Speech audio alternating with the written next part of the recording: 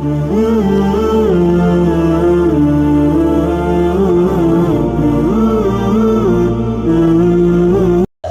kita baru sampai bahasan tentang berkah, ziyadatul khair, bertambah-bertambahnya kebaikan. Dan ini berlaku dalam setiap aspek ya. Dalam urusan waktu, urusan ilmu, urusan harta. Walaupun kita judulnya fokus di harta, tapi kalau sudah bicara berkah itu nggak cuma di harta aja, ya. Bisa di berbagai macam. Kayak contoh, kadang kita pernah tidak berpikir, bertanya, ya Allah, hidup saya teh sudah Engkau ridhoi belum ya? Atau hidup saya tuh sudah jadi berkah atau kebaikan belum ya? Ya, kan salah satu caranya lihat kesehariannya harus jadi berkah, jadi kebaikan. Ya, salah satu ciri yang mungkin paling lebih gampang dilihatnya adalah lihat waktu kita dalam sehari itu cukup nggak untuk semuanya. Contoh ya, karena senganggur-nganggurnya orang dan sesibuk-sibuknya orang satu harinya sama kan? 24 jam, nggak ada yang beda, pasti 24 jam. Sama-sama perlu tidur, sama-sama perlu istirahat, perlu makan. Tapi ada orang yang 24 jam sibuk. Dari gelap sampai gelap nyari duit misalnya.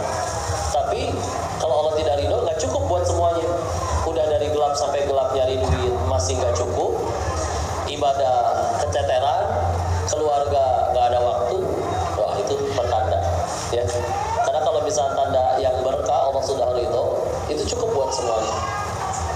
Ibadah nggak keteter, waktu buat keluarga ada, waktu buat anak-anak ada, waktu untuk mencari nafkah juga ada. Kalian perhatikan guru-guru kami waktunya sama 24 jam, tapi benar-benar jadi manfaat kebaikan semuanya. Dimulai dari bangunnya saja jelas lebih awal ya. Kalau keseharian beliau-beliau ya, kan kita bisa rangkumkan dan mudah-mudahan kita bisa tiru ya. Pertama jelas bangun sebelum subuh ya, untuk jadi mengawali hari itu dari pertama awal ya sudah dengan sholat malam dulu. Masih malam memang itu ya, walaupun kadang disebutnya dini hari, tapi secara fikih ya sebelum azan fajar, azan subuh, secara fikih masih malam. Diawali dari malam. Setelah malam, memang kalau cara Nabi tidur itu kita ambil contoh Nabi dulu aja ya, karena beliau manusia yang paling berkah. Nabi tidur itu pada 3 waktu, ingat tidak? Tidur yang pertama itu setelah selesai Isya. Jadi kalau misalkan gak ada urusan yang mendesak, mepet, darurat untuk jadi manfaat lebih baik, beliau tidak suka masih bangun setelah Isya. Pasti segera istirahat. Kapan bangun selanjutnya? Oh, diatur dalam Al-Quran ya. Contohnya di surat 73, surat Muzammil ya. A'udzu billahi minasyaitonir rajim. Bismillahirrahmanirrahim. Ya ayyuhal muzammil qumil laila illa qalila nisfahu aw yanqus minhu qalila aw zid 'alaihi wa rattilil qur'ana tartila. Ya. Rasul kapan bangunnya? Bangkit, bangun min laila, dari sebagian malam, illa qalila, kecuali cuma sedikit ya. Kapan bangunnya? Nisfahu, setengahnya. Jadi Nabi mah tengah malam udah bangun. Atau kurangin sedikit, awin dusminhu qalila, atau kurangin sedikit jadi sepertiga malamnya. Karena kadang kita kalau mau jujur hebat yuk ngikutin Nabi, tapi Nabinya tengah malam sudah bangun, kita tengah malam masih bangun. Bedanya tipis ya. Sudah bangun dan masih bangun ya. Itu pertama. Tidur yang kedua, Rasul itu justru setelah tahajudnya beliau tidur dulu. Nanti bangun lagi waktunya sholat subuh ya, mendengarkan azan. Ya memang di hadis yang lain, contoh di hadis riwayat Imam Bukhari, Rasulullah Muhammad SAW bersabda yang maknanya puasa yang paling dicintai puasanya Nabi Daud. Sehari puasa, sehari tidak. Sehari puasa, sehari tidak. Sampai kapan? Sampai wafat ya, sampai meninggal. Sholat yang juga sholatnya dicintai sebagaimana cara sholatnya Nabi Daud alaihissalam. Kok sholat Daud tuh gimana? Sehari sholat, sehari enggak, sehari sholat, apakah kayak gitu? Bukan ya, jangan salah kaprah. Tapi kalau misalkan Nabi Daud itu, beliau bangun di setengah malam, lalu tidur lagi di sisa malam. Bangun di sepertiga malam, sholat, lalu tidur lagi di 1/6 sisa malamnya. Ya, jadi ibarat ya bangun misalkan jam 2, ya, nanti sholat, sisain waktu misalkan 3:30, istirahat lagi, lalu baru bangun sholat lagi. Lebih sulit tuh, karena kita mah mendingan 14 gitu ya. Ternyata yang paling bagus sholat malam dulu, istirahat lagi dulu, baru sholat subuh. Ya, nah agak selang-seling, memang sulit mengamalkannya. Namanya juga yang paling dicintai. Ya, kok atau gimana? Boleh gak bangunnya 3:30 tahajud, beresnya pas kalian azan? Alhamdulillah. Banyak yang masih subuhnya kayak telat. Ini mah masih bagus sudah sholat malam juga. Cuma nanti namanya suatu seketika iman bertambah, pasti pengen ngelakuin yang Allah makin cinta. Ya, yang Allah makin cinta. Pola hidupnya bukan bertanya sekedar boleh atau tidak lagi, tapi Allah suka atau tidak. Nah, itu udah pakai kacamata takwa. Ya. Karena kadang orang kelihatan sebetulnya ketika dia bertanya, apa hukumnya bla bla bla misalnya. Bagus nanya hukum, sepakat kita harus belajar fikih. Tapi ada sebagian orang, kita ingat, fikih hanya bicara boleh atau tidak, halal atau haram, paling ditambah mubah, sunnah, makruh. Tapi ingat, selalu di atas fikih itu ada yang namanya takwa. Ya. Ketika fikih hanya bicara boleh atau tidak, takwa itu bicara Allah suka atau tidak. Sehingga nanti misalkan, apa kok hukumnya baca komik? Misal, akan ada orang-orang yang lebih sibuk memikirkan, aku nggak peduli apa hukumnya baca komik. Tapi yang aku tahu, Allah lebih suka kalau aku baca Quran daripada baca komik. Apalagi kadang yang ditanya hukumnya hukum seseorang. Kok apa hukumnya dia begini? Enggak, kita, kalau dipikir lagi, kita meninggal juga nggak ditanya kelakuan orang. Tapi nanyain hukum kelakuan orang. Kadang ada yang dengan tegas langsung mengatakan, kok ini orang begini, dia nerakanya belah mana? Itu lebih keji lagi. Ya. Meskipun kadang bercandaan ya, hati-hati. Allah mau dia jadi mulia, ahli ibadah, nggak ada yang bisa ngalahin. Ya, hati-hati ya. Itu bisa jadi tanda-tanda ya ada yang harus dirapihkan dari hati kita. Ya, ya tadi itu bangun yang kedua, tidur yang kedua. Tidur yang ketiganya Nabi adalah tadi kan tidur udah baru 2 kali kan. Nabi kan tidur pada 3 waktu. Setelah Isya, terus setelah tahajud sebelum subuh, yang ketiga sebelum atau setelah zuhur. Qailullah, orang nyebutnya tidur siang. Oh, Nabi tidur, tapi bukan habis sholat subuh nih 6:30 qailullah sampai zuhur. Nah, itu kebablasan ya, bukan. Tidurnya sebentar, dan barang 10 menit, 15 menit ya. Kalau setelah sholat, bahkan setelah Jumatan ya, beliau tidur. Tapi sekali lagi tidak lama, tidak 12 sampai asar, sampai maghrib, enggak ya. Itu kelewatan ya. Maka seperti itu ya. Dan kalau sudah bicara tadi berkah, ya sudah cukup buat semua-muanya ya. Contoh guru-guru kami tadi ya, bangun tahajud, kalau bisa tidur lagi sebentar, tidur lalu sholat subuh. Kalau malah takut bakal kebablasan, ya udah paksain bangun nggak apa-apa. Beres sholat subuh. Nah, beres sholat subuh juga beberapa yang kami rangkum ya, baca Quran kalau bisa ya. Kalau bisa 1 juz. Jadi sebelum keluar rumah berkegiatan itu sudah ngantongin tahajud, sholat subuh berjamaah tepat waktu di masjid. Kalau laki-laki sudah baca Al-Quran 1 juz, itu dijamin hari itu lancar, sejahtera ya. Ya, tapi ya disesuaikan ya. Ada yang karena memang kalau sudah lancar bacaannya, ya 1 juz itu nggak nyampe 1 jam, bisa selesai 40 menit itu udah tartil ya. Apalagi kalau sudah hafal bisa 20 menit ya. Hafal yang benar-benar hafal gitu ya, yang tanpa harus ada salah, harus ngulang. Kalau kita baca kan kadang salah diulang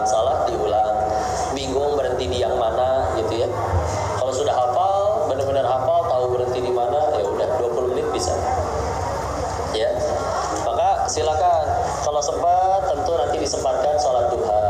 Kalau misalkan sholat malamnya sudah 11 rakaat, ya, beberapa riwayat ada yang menyebutkan 13 rakaat, tapi kami mengambil yang paling rajih, salah satunya dari Ibnu Abbas. Nabi itu 11 rakaat, tahajudnya 8, witirnya 3, dibagi 2, jadi 4 kali sholat, 2 rakaat, 2 rakaat, 2 rakaat, 2 rakaat. Lalu witirnya boleh langsung 3 rakaat, boleh 2 rakaat dulu lalu 1 rakaat. Ya.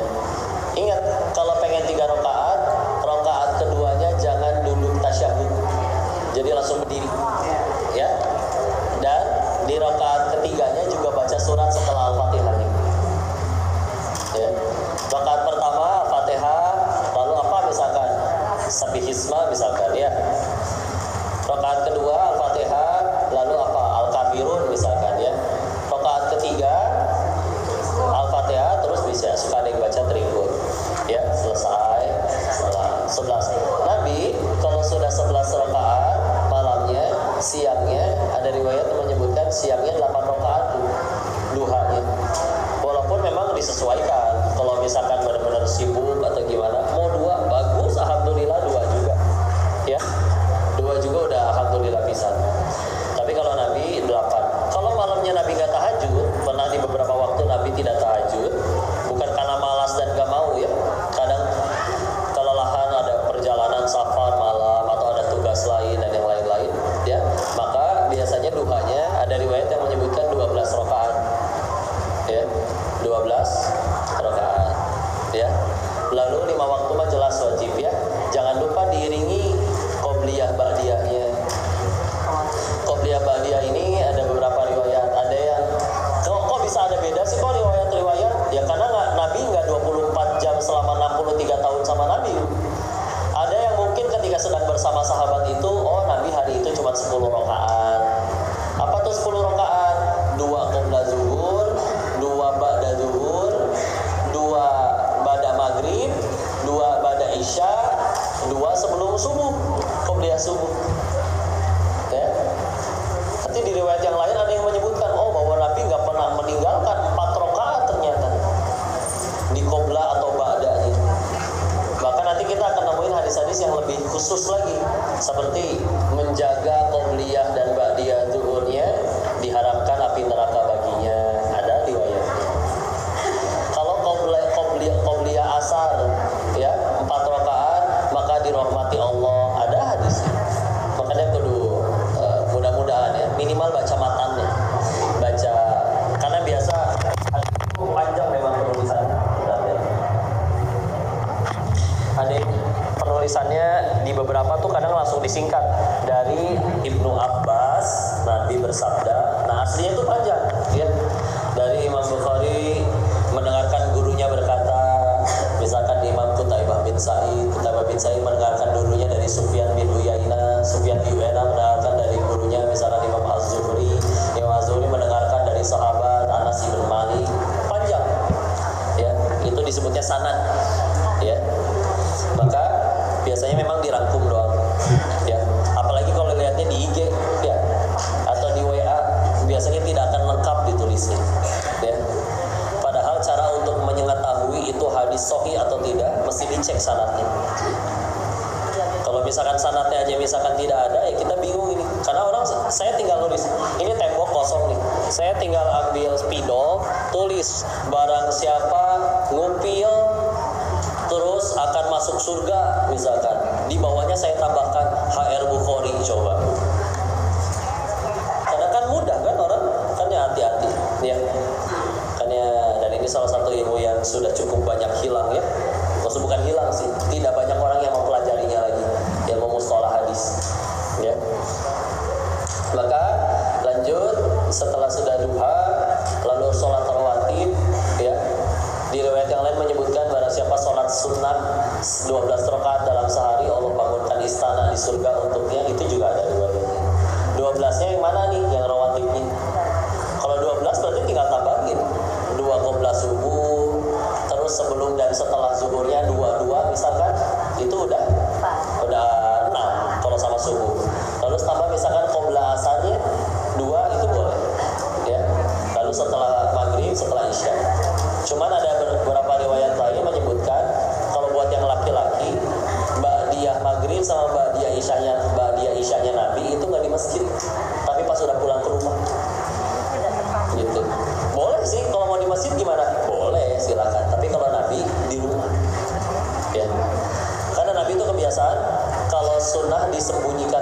sembunyi-sembunyinya. Tapi kalau yang fardu kelihatan orang untuk jadi dakwah. Ya. Karena repotnya kalau orangnya cuma 5 waktu doang, nggak pernah yang sunnah, jadi nggak ada ibadah yang sembunyi-sembunyi. Makin nggak punya ibadah sembunyi-sembunyi, makin susah ikhlas.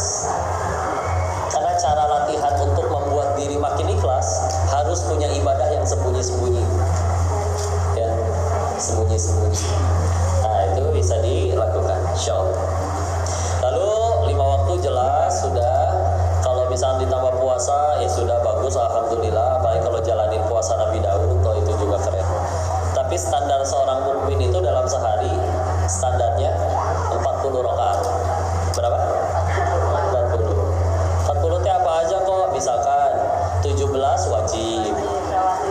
Ditambah tahajud dulu misal. Kalau tahajudnya 11 sudah 28. Ya. Terus sholat rawatibnya 10 rakaat aja. Ya. Maka udah 38, tinggal tambah duha 2 rakaat lagi. Ya. Tinggal tambah.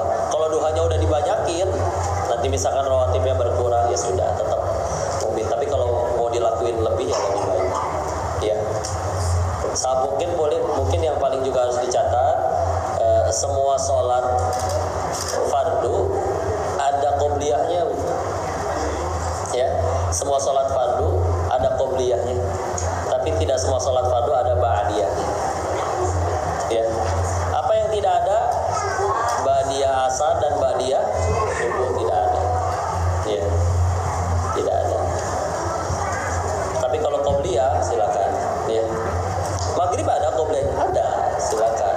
Walaupun beberapa ulama guru kami menyebutnya ghair muakkad, tidak dianjurkan. Kenapa maksudnya? Karena Nabi mempersilahkan, silakan.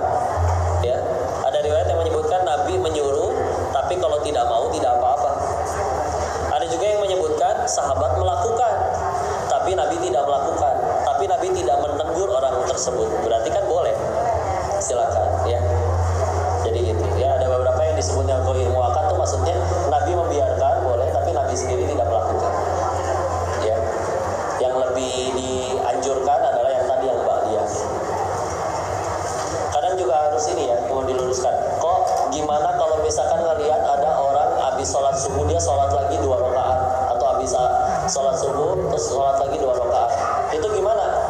Ya, satu bisa jadi dia tidak tahu, atau dua bisa jadi dia mengkodok sholat qobliyah subuhnya. Boleh tuh, sholat qobliyah subuh boleh dikodok. Ada riwayatnya. Iya, kebablasan nih sholat subuh, kelupaan atau gimana? Tapi nanti pengen dikodok itu boleh.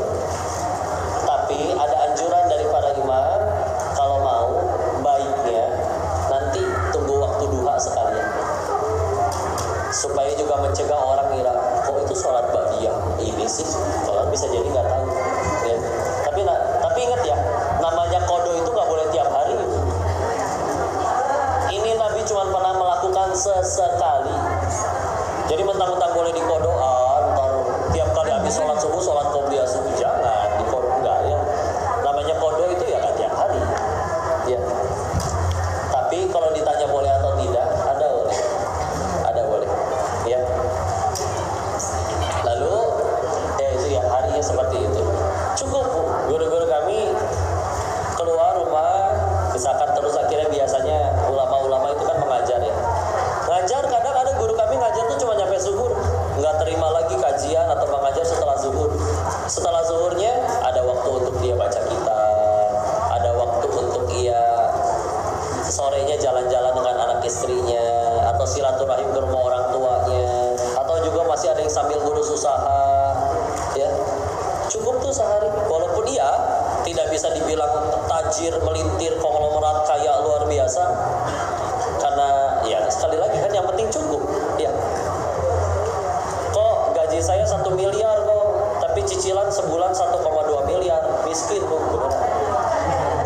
Kan definisi miskin tuh yang ya tetap masih punya penghasilan tapi kurang. Ya, kok gaji saya sebulan cuma 2,5 juta, tapi alhamdulillah pengeluaran sebulan cuma 1,2 juta, masih punya tabungan. Bahkan definisi kaya menurut Nabi sederhana. Kalau dia punya makanan untuk dirinya hari ini dan esok hari, dia orang kaya. Sederhana itu. Ya.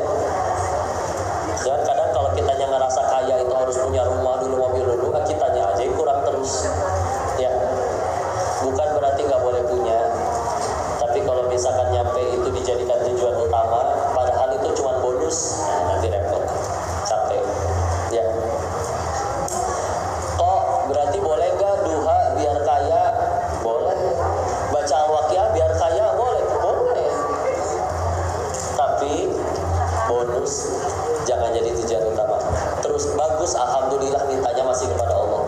Tapi tolong diteruskan sampai ada hari di mana kita merasa bahwa alhamdulillah ya Allah, saya bisa duha ini yang lebih baik.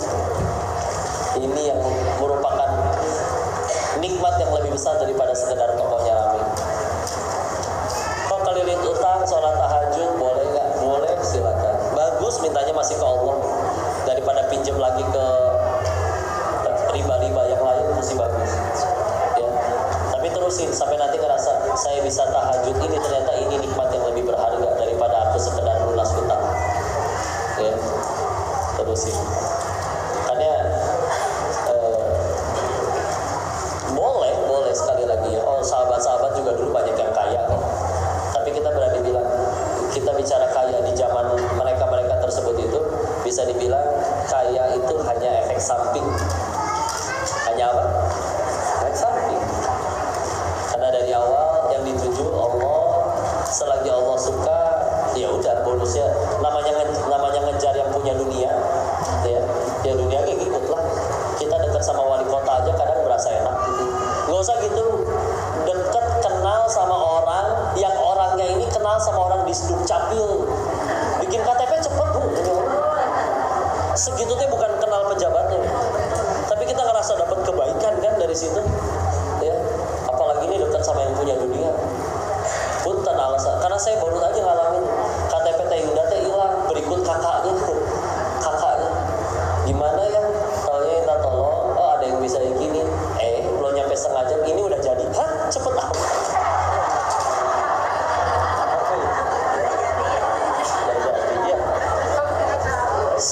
Pertanda kita masih punya jantung.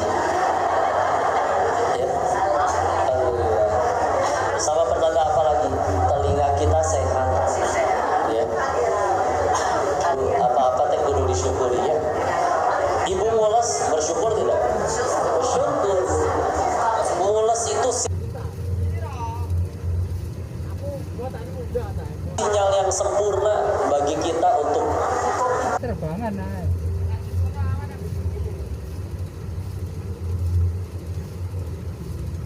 buang air.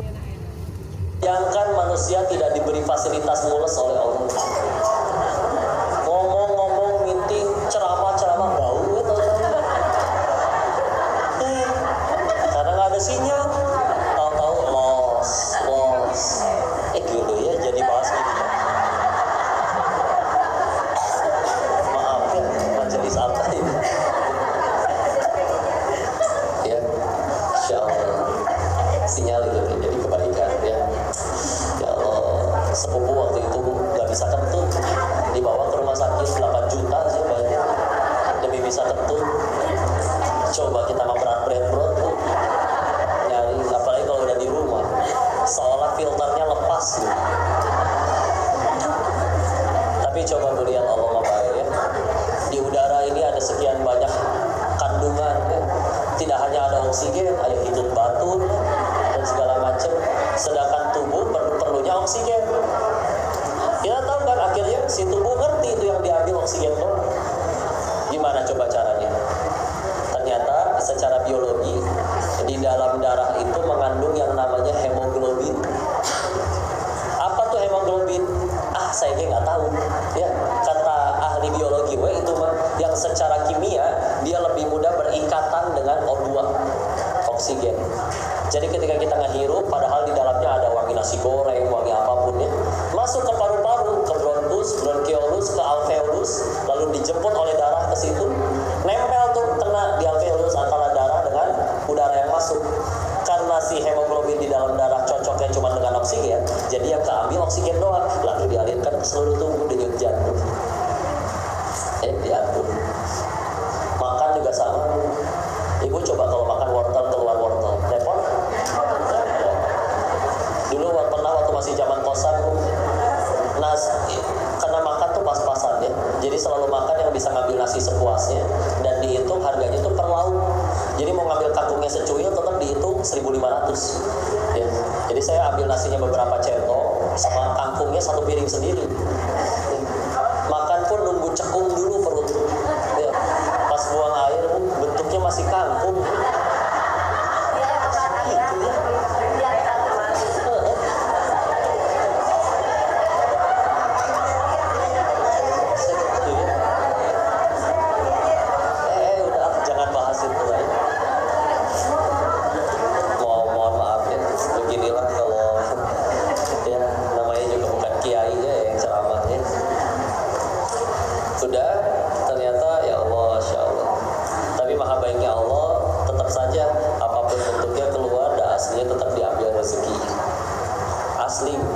bicara makanan itu sebetulnya hanya bicara perbedaannya cuma 5 cm. Mau itu tempe atah atau oncom sekalian, ampas tahu, sama stik yang harganya 1,5 juta, asli bedanya cuma 5 cm. Nih di lidah doang. Coba udah masuk ke dalam, pas di lambung, beda gitu rasanya? Sama. Tapi lagi keluarnya masih bau kan? Kecuali ini restoran mahal begini, kelebihannya apa? Dijamin gak akan bau. Wah kayak gitu kan beda cerita ya.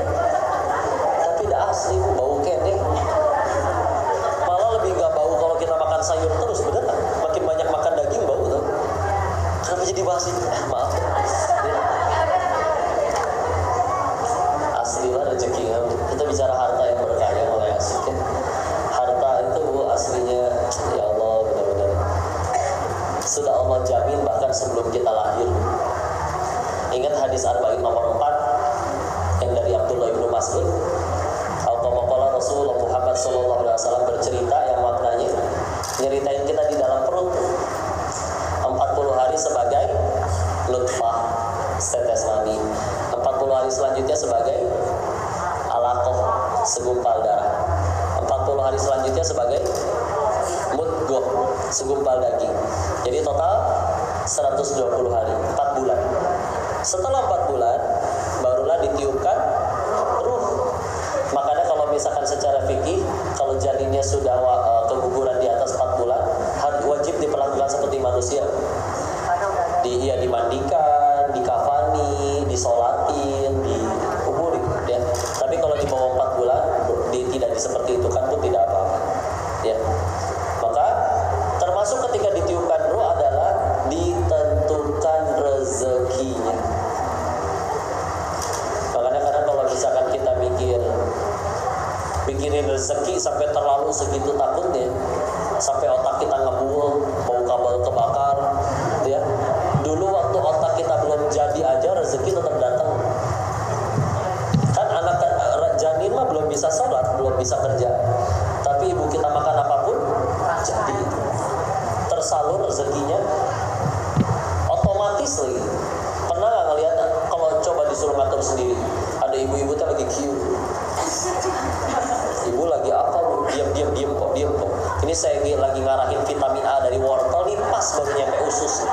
Saya lagi berusaha nyerap vitamin A, tuh kan kelewat, harusnya belok ke janin tuh kok. Jangan ganggu kok. Enggak, kita makan terus maksiat pun tetap diaturin, yang bernutrisi diarahinnya kemana, yang harus jadi ampas kebuang tuh nyambung ke situ lagi. Tapi tetap diaturin. Wah itu pengaturan yang luar biasa. Udara juga tadi seperti itu. Makanya dulu ada orang soleh ditanya, siapa Allah itu bagimu? Beliau menjawab, ialah yang tetap memasukkan udara ke dalam ruanganku padahal aku bermaksiat di dalamnya. Allah, segitu banyak. Ya, itu satu. Ya, maka asli tetap Allah atur bicara tentang rezeki. Ibu, di situ. Ini ada botol air ya. Semua masing-masing ibu pegang botol air. Jarak ibu dengan botol air paling hanya berapa senti? Paling 3 jengkal. Tapi jarak air itu dari gunung nyampe ke botol jauh. Gratis pula milik kita. Gratis kan? Enggak. Ya, diminum.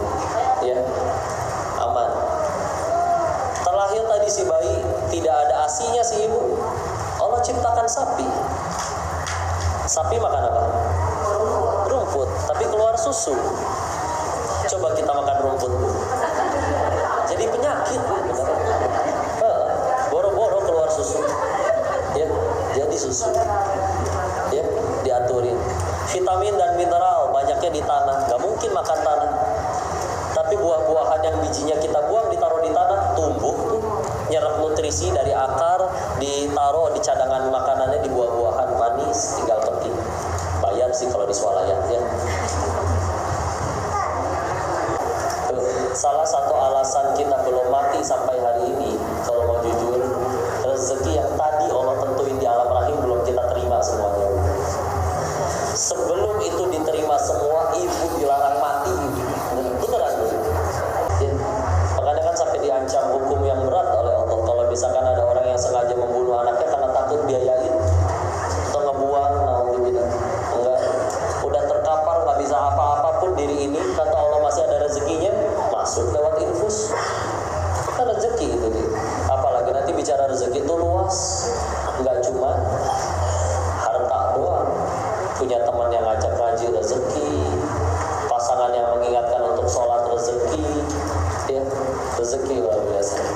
segini teh tadi kita lagi bahas